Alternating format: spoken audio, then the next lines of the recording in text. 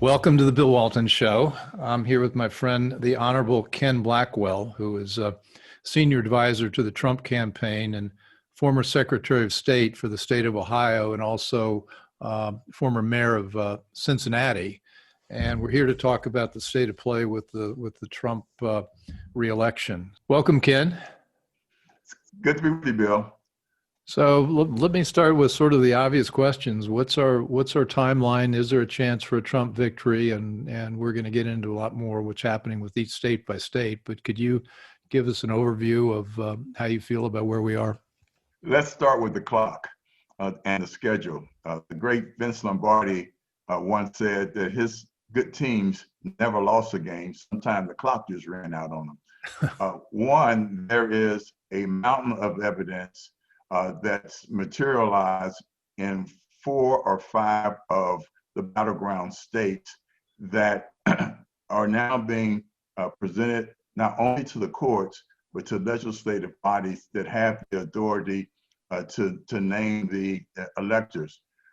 Tomorrow, the safe harbor period begins for those states that have no controversy surrounding their decision.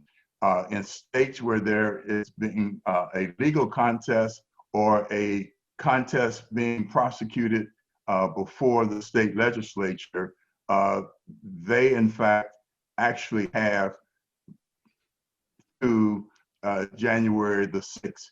On December the 14th, those states that have no dispute will send their certificates of ascertainment signed by the governor and the secretary of state in their respective states to the archivist at the Library of Congress. He then sends that to the officials at the U.S. Congress, and they then certify on January the 6th. If in fact there is still disputed seatings of electors from given states, this could play out all the way to January the 20th. So the art here is not to prematurely give up, but to be sensitive to the real clock, the real schedule, and continue to prosecute the cases in those states where there are now mountains of evidence of anomalies as well as irregularities. So we've got 5 states that matter, or 4 states. We've got Pennsylvania, Michigan, Georgia, Michigan, Wisconsin, and Arizona. Yeah, and some folks still in Nevada. Okay, so, well, the fraud there was incredible, but that's... Yeah. And so, Bill, this is it. One, we can't throw in the towel. We had to continue to collect the evidence, make it play it out in the public arena, and before the courts. Judge Alito is going to. He's already told the folks in Pennsylvania that they have to respond to the charges of corruption, irregularities, and fraud. And then I think that the evidence is compelling, and that he will in fact decide that matter should be presented to the full court. Well, he's already moved it up a day, hadn't it, to give more time, or to jump ahead of premature certification? Yeah. He wanted to make sure, given that tomorrow, given that the date that he originally set was the date that the safe harbor began, he then moved it up one day to make sure that he didn't get caught in that trap of having to say, oh, didn't get this contest, we didn't hear this before the safe harbor commenced. So that was one, the right move on his part, and a move that I think bought us enough daylight, enough of an opening and schedule to make the Pennsylvania case, and it's a compelling case. I mean, there were not just irregularities and tracks of fraud. There was a violation of the constitutional authority of the state legislature in that state, as well as a violation of their state constitution in terms of how an election should be carried out. Well, you've got enough subject matter expertise as Secretary of State and mayor of a big city. I mean, you know how those machines work. Yeah, we could dig into all the weeds, but let me just understand where we are with the court of public opinion.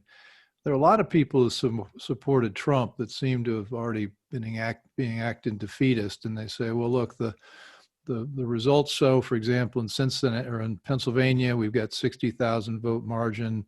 There's not enough evidence to convince a judge. It's going to be a big challenge. We got to overcome these numbers in 3 to 4 states. And I hear that, and I think,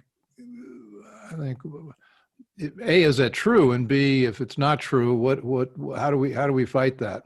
Bill, I was a linebacker, and I was always coached that it was important to keep my knees bent and my feet moving, because as soon as I straighten up, as soon as I stop my feet from moving, I was just going to be pushed around the field by those guards and tackles.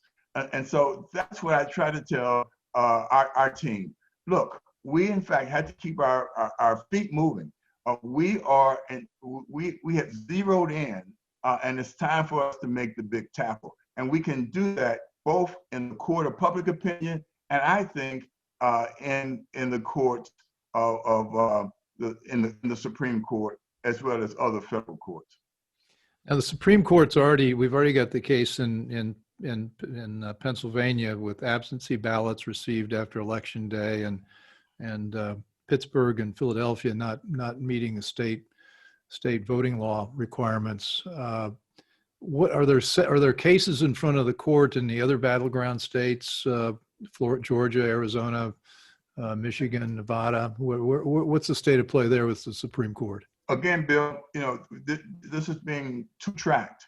One is the court track, the other is the track within state legislatures. I think, ironically, the most solid case that can be made based on evidence, hardcore evidence, both video and court records from eyewitnesses of the fraud, is in Georgia. Ironically, there is resistance by the governor and the Secretary of State to open up the system. The governor said he's not going to call a special session of the state legislature. And so if he shuts down the court avenue and he shuts down the state legislature, the state where we have the most evidence of fraud, Fulton County, for instance, that's the problem. Pennsylvania is on a good track. I think it'll be held in court, heard by the Supreme Court. Michigan, I think there's a great chance that we'll have the state legislature, seat the Trump electors, which means that there will be 2 sets of electors, those that have been signed off by the governor, and then those that are signed off by the state legislature, which brings us back to January 6th, when the Congress has to sort that out. And the thing, this is a battle of political wills, and it sounds academic. It sounds too simple, but that's what this is coming down to.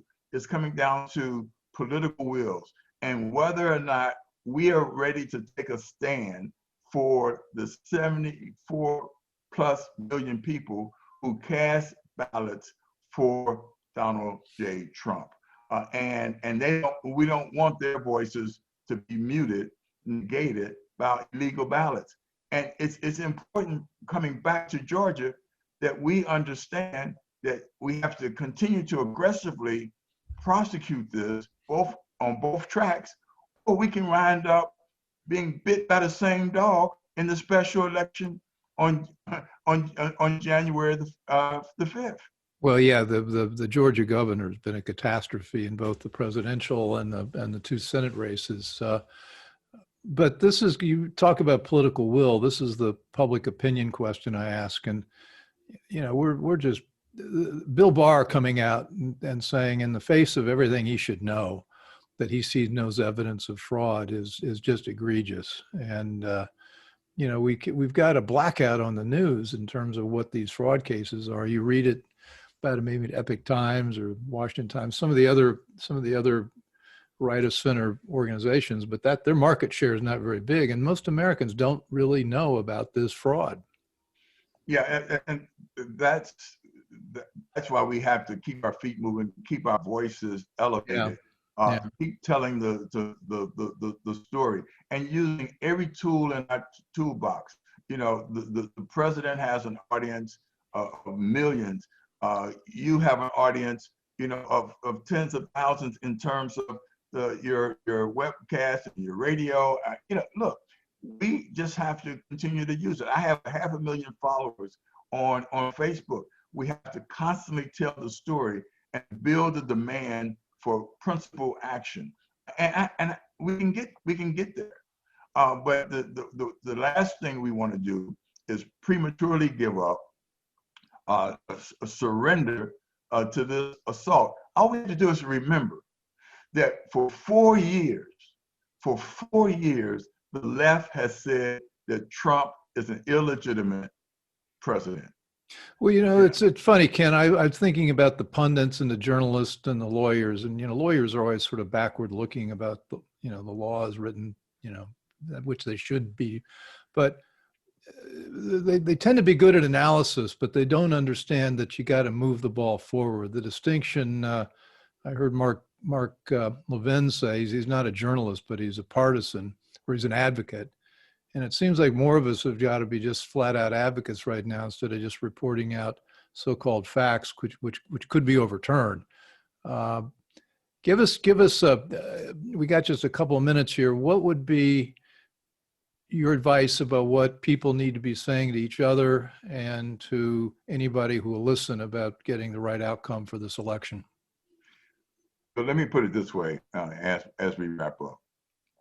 I've used football analogies. I was a Golden Gloves boxer, and I won my first 4 bouts with relative ease. 5th bout, I got hit so hard in the nose that I had to go home and tell my dad, who was a meat packer, that I was going to find a more scholarly career to pursue, and stayed away from boxing arenas until I was a freshman in college, when I went to a boxing match with a Jewish friend of mine and Father E.J. O'Connor, a priest who had been a Marine. And we went out, we watched 10 bouts. The 11th bout, an Irish Catholic kid from the west side of Cincinnati came out, and before his fight, he made the sign of the cross. And Benji Schwartz, my Jewish classmate, leaned over to Father and said, "Father, what's the significance of that?" Father said, "Tiger, it ain't enough if he can't fight." So I'm just telling you that, we need to pray up, we need to pony up, but more importantly, we need to continue to fight, because none of that means anything if we surrender. So do what you can, where you are, with what you have. Nothing is too little. Nothing is insignificant. Make sure that you use the tools that you have. No excuses. Exactly. Ken Blackwell. Thanks. Words to live by. Anyway, thanks. We'll be talking again soon, and thank you for listening. We'd love to hear what you think. Let me know on Parler, Facebook, and Twitter, where you can find The Bill Walton Show. For previous episodes, you can find us on Apple Podcasts, Spotify, and YouTube, and of course at thebillwaltonshow.com. Thanks for listening. Want more? Be sure to subscribe at thebillwaltonshow.com or on iTunes.